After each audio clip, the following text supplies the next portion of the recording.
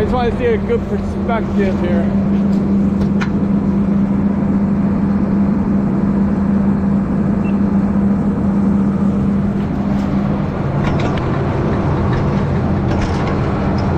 You know, I like the 2300 series. I capture a number of them. And the 2100 series, you know. And last year what I ended up doing was, you know, I'm not a farmer, so but all these combines have series, you know, and they all have different numbers and stuff like that, and brochures and stuff like that. So I looked up information, and I caught, like I said, 215 farmers. You catch a lot of equipment. You probably see a lot of these 2388s around. There's one right there, actually. That guy's the same one as us. Yeah. So what I ended up doing, I made like a highlight video of, like, you know, the different series and stuff like that, and because I caught, I think the oldest international I caught last year was a 1460. I've caught a 1420 and a 1440 before. I'm not sure if I caught it last year or previous years. So, and I caught, you know, what it was funny, a 1666. Yep. I caught 3 different farmers in 3 different days. Really? Unbelievable. I mean, it was crazy. We had a 1440, and then I learned how to run on a 1440. Then I learned how on a 1666. And then we got a 2344, which is basically this one's little brother. And then we got this a couple years ago. So all the numbers you just mentioned, I've run them almost. Yeah. I mean, they're nice combines and everything. I like them a lot. I see a lot of different combines, so yeah, hard to pick out which one's my favorite. But I do have a top 10. Last year, 1980 550 Massey Ferguson. Oh yeah. I called the farmer doing soybeans. He just got 80 acres. It's a really nice combine. I caught him again this year, but a different farmer has a 550 Massey, and I caught him doing corn. I caught him in the spring with planting, and I also caught him harvesting corn. So it was pretty cool. There was, I think, 2 the other day. You don't see them normally, but there was 2. They were old John Deere's. I don't even know the numbers on them. 4400 or 4420, 66, 800. They might have been older than that even. They were like, well, the oldest one I've caught is a 4400. These were, you know what a cleaner G2 looks like? Okay. You know, the real small frames. I don't know, they're like an 815 case age.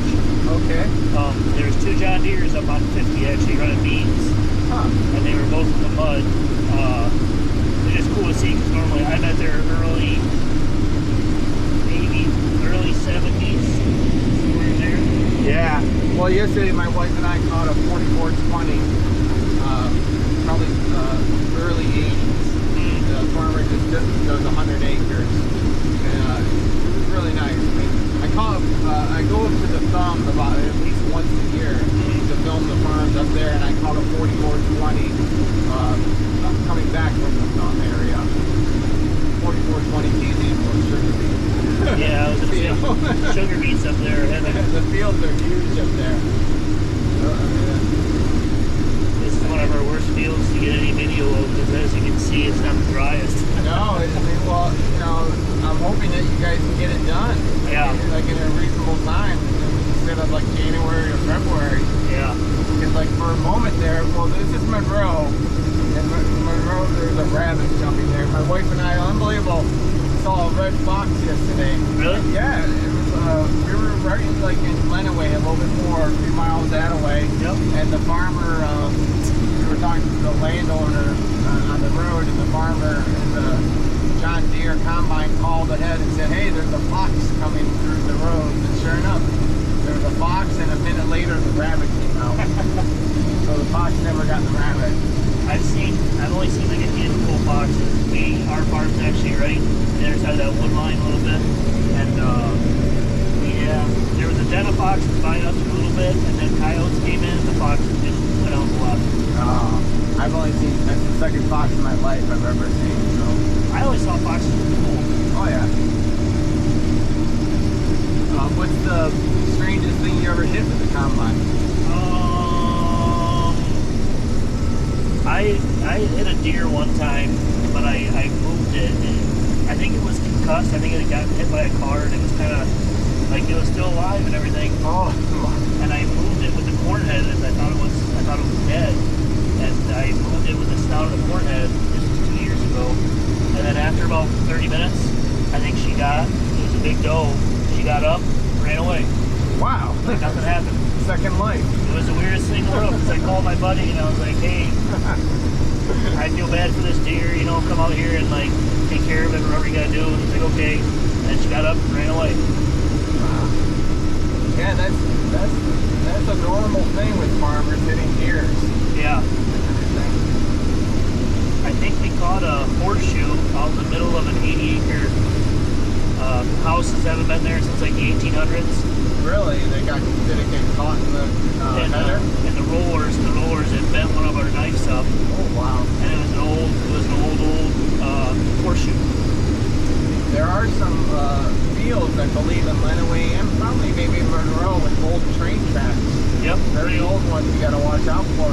We actually own a farm that was the old train tracks, and you can still see in really, really dry years where the train track went. It cut right across an angle on it. Now, is this field tiled at all? This has a little bit of tile in it, but not a whole lot.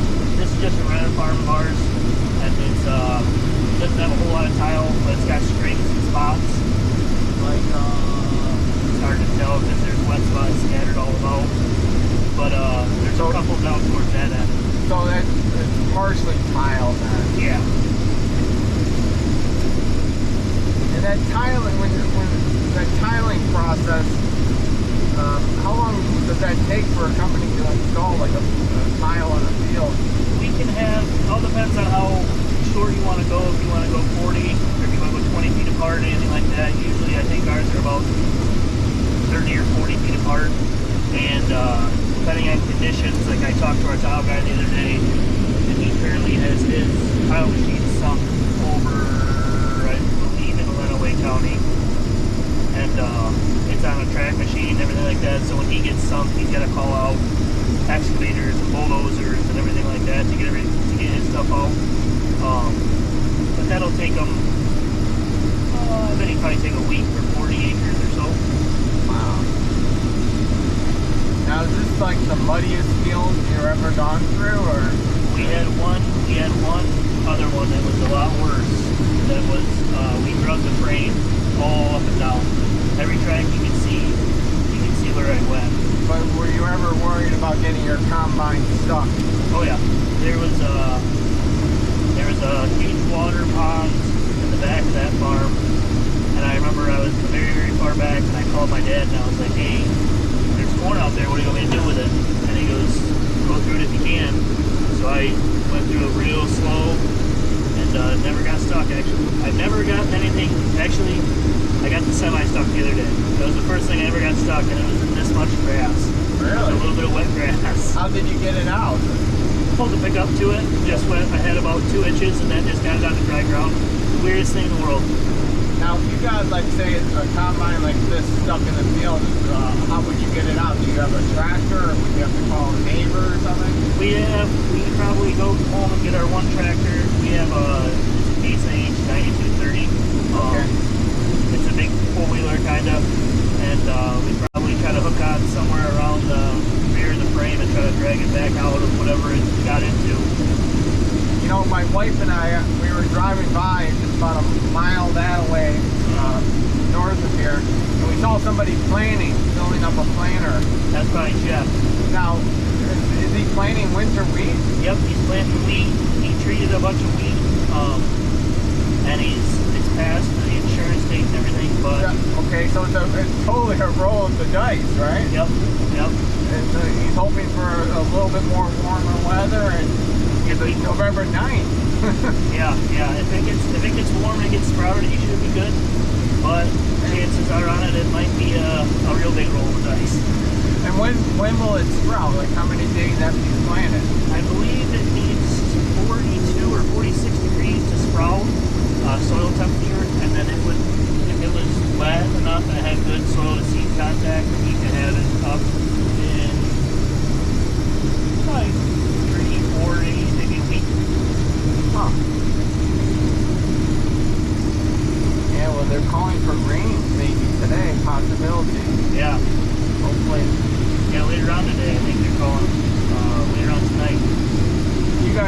Monroe really can't catch a break. I mean, a couple weeks ago they were calling for more rain in Monroe. Yeah. Then like last year, you guys didn't get enough rain at all. Yep. It's each year teaching you something different. Yeah. Are you guys from the Plymouth area? Yeah, I live in Plymouth Township. Okay. And everything. So it was funny. The farmer, we have a couple farmers near us, but the one farmer near us, he usually harvests his field like at the end of November. Yeah. It's not December, but my wife and I were driving to get on M14, and boom, there he was. Right. So we caught a farmer right away. I work right in Ann Arbor actually, full time and between farming and stuff. So like the 14-23 split, I'm always around. Yeah. Well, then, you know, there's a farmer out there. I just never knew what combine he ran. He's got a very small farm. He's got a 4400, but I haven't been able to catch him. So I really don't. There's like a lot of woods in that area. Yeah. Some smaller fields here and there, but yeah, yesterday I caught a 4420, so that's cool. I don't think the guys around that might have. A lot of these 2388s are around this area. 2388s are like big brand new combines. Are right around this area quite a bit. Now, we caught a Gleaner S77 the other day. That was probably either up there a little bit. This was in Washtenaw, more in Washtenaw, more on the other side of Ridge Road, going bridge northwest of Ridge that way. Around west of Ridge. But the funny thing is, I'm looking at my old videos in 2015. I believe I took a ride with them in 2015. Then in the spring, I saw the Gleaner parked out front of his farm when I was just riding around for spring stuff. And he has tires on it. But when my wife caught it, like when we caught it this past week, he had tracks and everything. And his field is a whole lot muddier than this. A lot of guys are investing in tracks this year. Yeah, so my question for you is, like, if you had an opportunity to get tracks, let's say on this combine, would you go for it, or would you just like maybe a different combine? Personally, I know tracks are expensive. Like right now, I had a buddy buy some, and he bought a used set for $50,000. And for the investment of them and how good we're staying up, I mean, we're in four-wheel drive right now with this combine. I don't think we're too bad wise for staying up. I wouldn't really like tracks a whole lot personally, because if you ever watching if you're turning real hard in the mud, they'll just grind. You know what I mean? Yeah, I mean, you know, the Lexion combine, I like their tracks. Maybe because I'm more familiar. I have to go through. We've caught a couple cases like 8120s and 92 something had tracks on it, more than towards York Township area. So, and I know some people prefer a tractor with big tires. I mean, I guess it's different. Yeah. It's like every type of big equipment, a car, right? I think there's less compaction, I believe, too, than tires. The tractor, they just distribute the weight a little bit better. But his cap corn, he had it like it was overflowing. Like he had so much on the rear end and everything. And what do you call corn in the rear end? Corn on the rear end of the combine? Just spilled, because this is probably full up here. Another farmer said to me yesterday, mistake. Yeah. Well, I mean, his corn looked really great. I mean, I'm sure he was just getting a whole lot more, but his field was just like, whoa. I mean, I've seen some people unfortunately don't get in the truck correctly, or don't get into the grain carts here and there. A couple years ago, actually, there was a guy that put his truck kind of a little bit where that guy's semi's parked up, except a little bit forward, and it was nighttime. He was dumping in it. It was a tandem axle truck, and he was dumping in it, but he put it too close to the ditch, and ended up going over in the ditch. And they had to get grain back to get all the seed all the corn out of the ditch. Now, are these your wagons? Those are our wagons. Those two are our wagons there. And then we got both these trucks, and my dad's gone with our tandem axle right now to the elevator. If you want some cool pictures too, do you know where the Britain elevator is at? Yeah. Yeah. Yep. I took years ago the Marion elevator over Yep. on US 12. And then the old Chelsea Dexter elevator, which is closed now. I took some video of that and everything. There's on Britain Highway towards, it's considered Lenawee County, but Britain Highway, there's a good size elevator. That's actually JMI Marion's too. It's the 8100.